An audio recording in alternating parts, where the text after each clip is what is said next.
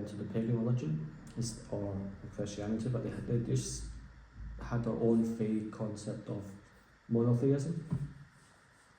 I think one was alive at the time of the prophet but didn't quite accept the prophet's mission. But they had one thing in common where they were looking for some sort of God, one God, that was beyond the tribal gods at the time. And they disassociated themselves with the idols that are found in the Kaaba. This is what they were doing, that they were questioning and they were on their own journey. That maybe meant having to put behind everything that they've been taught by their parents, by their grandparents in their society.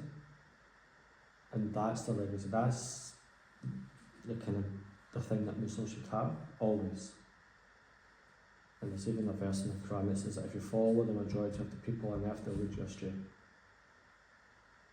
You have to, in a sense, be your own man or woman. And just to end off this, a quote from an American writer, Ralph Waldo Emerson.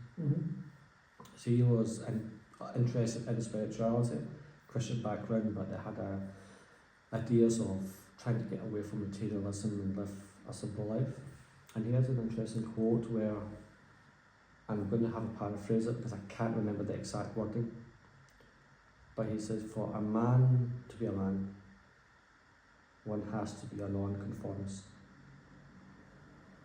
What it means is it takes a certain maturity to grow out of your society, everything you've been taught, and have the bravery to go against the tide.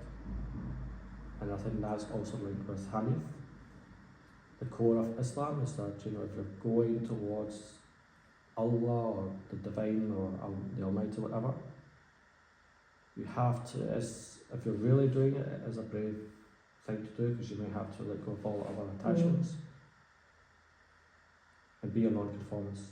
And don't conform. It reminds me of this story which I heard.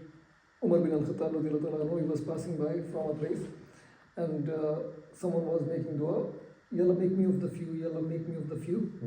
And he stopped by and he asked him, why are you asking to make you of the few? Don't you know whenever Allah talks about the most, it's not the right ones. Yes, exactly. Most are ungrateful, most are, and whenever he talks about the few, he says few are grateful. So he's talking about those few.